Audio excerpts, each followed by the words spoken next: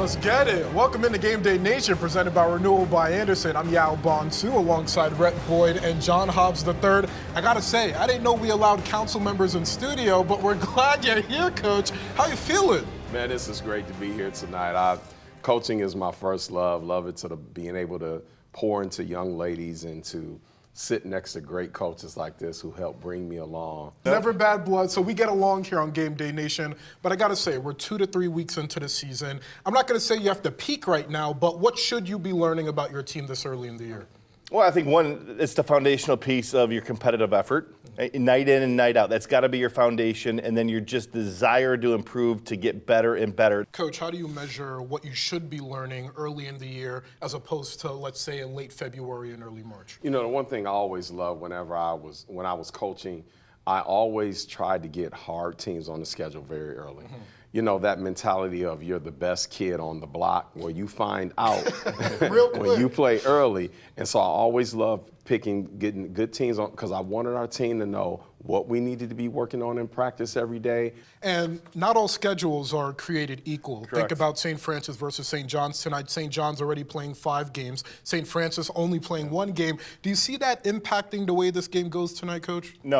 No, in this regard, they're 18 years old. There's 18, 17, 16-year-old kids. So I do think if you got 2-3 days of rest in between, when you're that young, you get your legs back. It's almost like you don't need a 3-hour show to hype up a game like St. Francis versus St. John's, but we're going to do it anyway because it only adds to a rivalry matchup. Coach Hobbs, what is it about a rivalry matchup that's kind of different from any other game on the schedule? Well, you know, I'm a Franny, of course, the greatest high school in the state. Say it again. And so, just so you know here, Say it proud, John. I'm planning. I'm hoping, you know, we pulling for the Frannies tonight. Yeah, there's a reason why the freshman and JV game was played yesterday. Look at this. I mean, because it was sold out. They sold this game out. Jumping. Yeah, they sold this game out yesterday. So this is about, they opened the doors an hour before the game time. Everybody's coming in. It's just like that. It's that buzz. You just kind of that heightened buzz, just waiting, anticipating what's going to happen. Introductions going on now.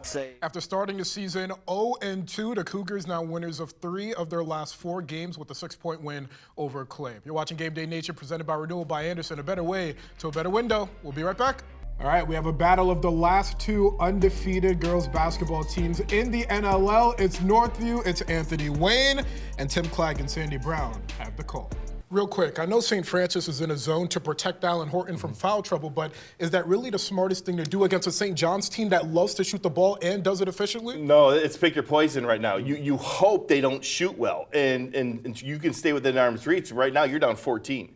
So we'll see if they make an adjustment to it. Halftime presented by Citizens National Bank. St. John's up on St. Francis 30-16, largely thanks to our top recruit. His last name may be familiar, but St. John's' Race Kowalczyk is creating his own path. Our very own Justin Feldkamp has the story. Thank you, Justin. Ray said he loves to play the villain role, and you could see it. We were watching the Anthony Wayne game last week. You saw how he was feeding off the crowd. How do you see the energy of away crowds feed into the type of player he is? I love it because I want a guy that I'm going in the foxhole with that I know is going to bring it. Coach Hobbs, we're talking about a guy who put up 18.5 points, 5 rebounds per game last season, and somehow this year he looks to have improved upon that. What do you like from him so far? I love that I'm seeing how he is stretching the floor more now. Was Dion a trash talker? Oh, now you come on now. Now tell us, was he? You were not going to. At some point, Dion would start very slow as far as whispering to you. But if you kept bothering him, sooner or later, he was dunking, he was hitting it in your face, and he was letting you know, you want some more of that? I got more of that. There's no way you grew up in West Toledo and you go to DeVilbiss High School and you didn't talk trash. I don't care how calm he is now. He did not let anybody. No. Yeah. That's why he was a Hall of Famer, I guess. I'm weak. Yes, oh, man. All right, let's go to some That's why the jiu-jitsu national champion. Yeah, big time. So you don't want smoke from Dion Thompson. Let's put that on the record right now. All right, let's talk about some stats from St. Francis and St. John's. So I guess the big thing that stands out here, really the offensive rebound. St. John's 9, St. Francis 1. Coach Hobbs, you spoke about it earlier, but now that we've seen it, it looks a bit more jarring. The numbers don't lie. And if one of my assistants better be telling this to the team at halftime, because I'm in the locker room going crazy. All right, St. John's up on St. Francis, 30-16. Wow, that turnover margin is wild. We'll see what happens in the second half. We'll have it on the other side of the break. You're watching Game Day Nation, presented by Renewal by Anderson. A better way to a better window. We'll be right back. 3 for the tie. 3 seconds, 2 seconds. The freshman off for the tie. Oh my she God. had a chance. Did it look like a foul, Coach Boyd? No, Addison Hill was on the side of Callie Cox, went vertically straight up and down, which she's entitled to. She did not bring her hands down across Callie Cox. Now, you watch her right here. She's on the side of her, on the right side. Hands go straight up and down. You know, and Callie Cox, for being double teamed, or he's had a player and a half That's on a her. great shot off, though. Got a great look, got a great shot off to give her team a chance. Give Jenna Kloss just a lot of credit. She came up with a steal on the inbounds to start that little flurry there at the end.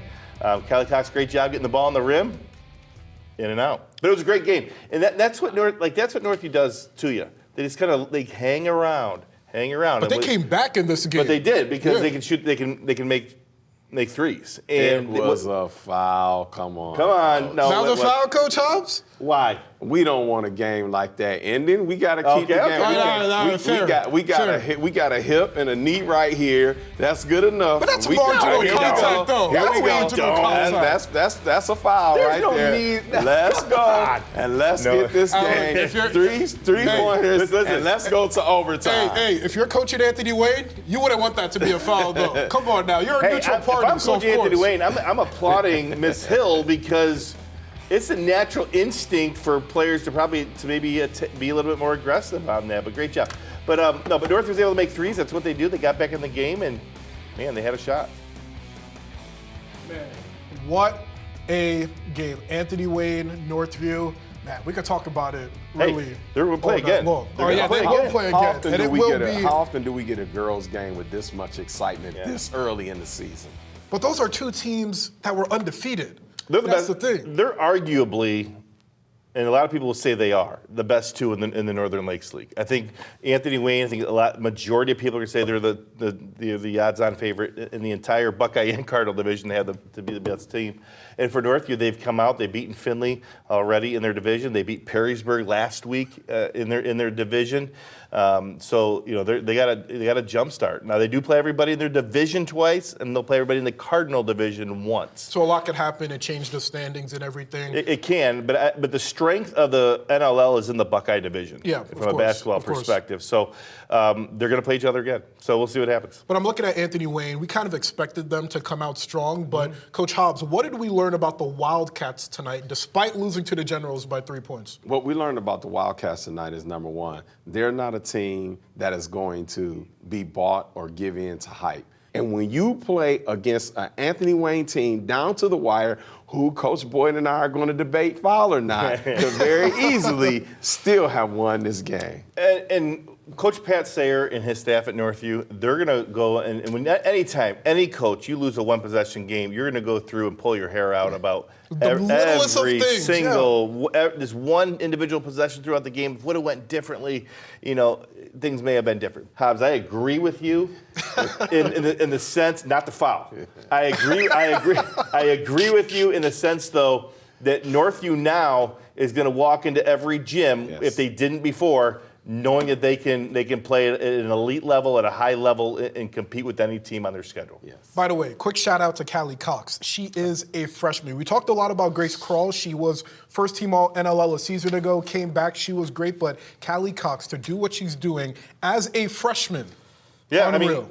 She came into this game averaging 12.5 points a game, 6.5 rebounds, and 4 assists as a freshman. So For an undefeated Northview team, by the way. correct, and she's kind of the straw that stirs the drink, if you will. She can score it, she can rebound it, and she can facilitate it, and that makes life easier on the Jenna Klausias, the Grace Kralls, Shammies. Sandusky is heading towards a win in its first home game of the season over Scott. You're watching Game Day Nation, presented by Renewal by Anderson, a better way to a better window. We'll be right back. When we had Mike Jewell and Mike Robinson in studio, they mentioned a school that did a parting of the Red Sea as one of the greatest student sections they've ever seen. So I'm curious for you guys, on the basketball court, best student section you've ever coached with. Best student section I've seen has been the St. Francis St. John's games. I guarantee, Really? because with that St. John's crowd you saw tonight, you go to the other end of the floor, St. Francis had just as many. And in my coaching career, my greatest student section was actually when I was coaching junior high at Burndale, and we were in the championship game against Robinson. Junior high. Okay. An elite poll. Again, I get a history lesson every week. First it was Gameday Nation football. Now it's basketball. We love it. But over to our game of the week, St. John's over St. Francis, 61-37. I'm curious, who did we learn more about today? I think we learned that St. Francis has more growth needed. And this is only their second game of the And season, that's a part of it, right? It is only their second game of the season. I think you learn a lot about yourself when you play great teams. You know, they came out, got a big win in their opening game of the season. They go into a rivalry game with St. John's, you know, and they didn't take St. John's lightly by any means. Because these kids go to school with each other, they know each other. Yep. It's a rivalry game. Yep. They just got beat tonight by St. John's from an execution standpoint. St. John's, a 61-37 win over St. Francis. Reese Kowalczyk had 26 points. We hear from the senior post-game. Meanwhile, Ethan James had a strong defensive effort. We also caught up with him post-game.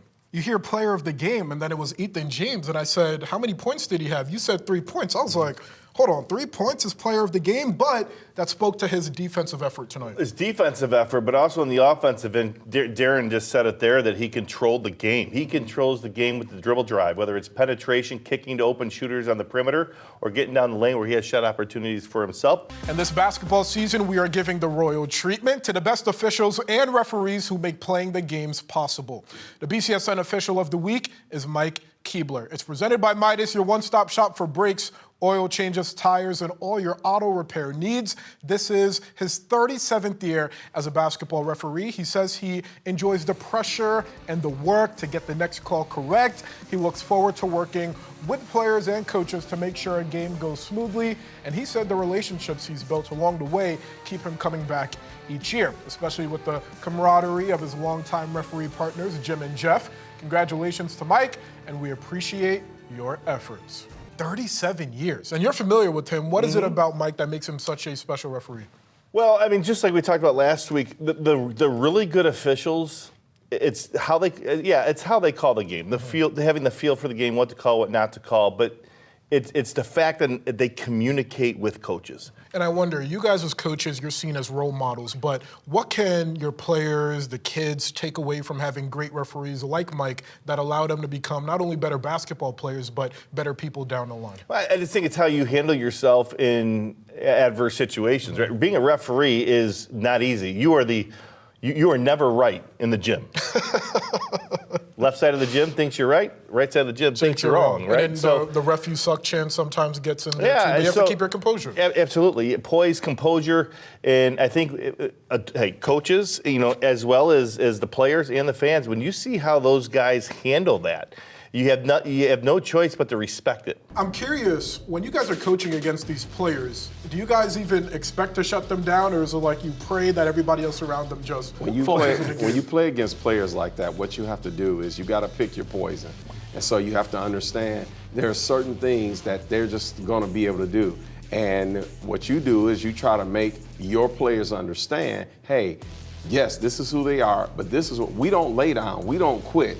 Hey, look, St. John's won the chain tonight. The joint was jumping over at the Titan Dome. But if you want your chance to win the chain, all you have to do, post your videos, your photos, tag us, hashtag SSOTW on X, wherever you do your social media these days, kids. Tag us at BCSN Sports for your chance to win the chain for the week and potentially the entire season.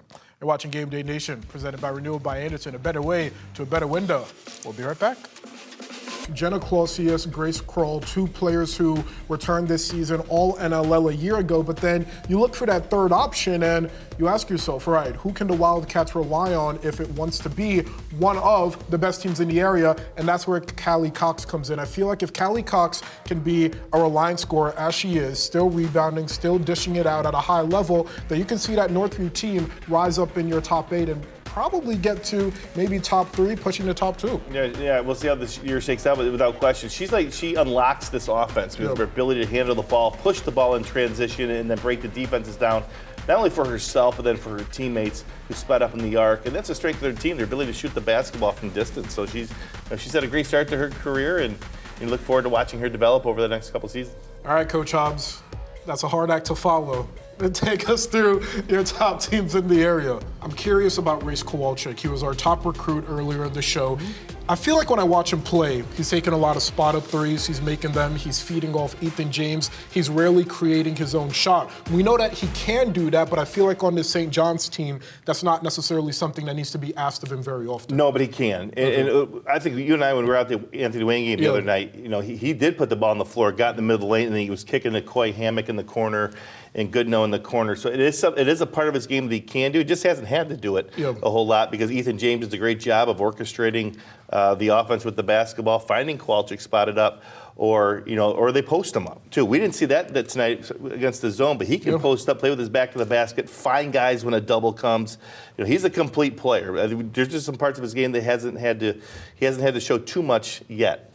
Coach Hobbs, I want to touch on Alan Horton. We talked about the zone being a way to protect Horton from foul trouble, but when he's your best player and you need him going offensively, how can you coach discipline while not giving up your defensive identity like that? Sometimes I think the zone, Horton needs to run.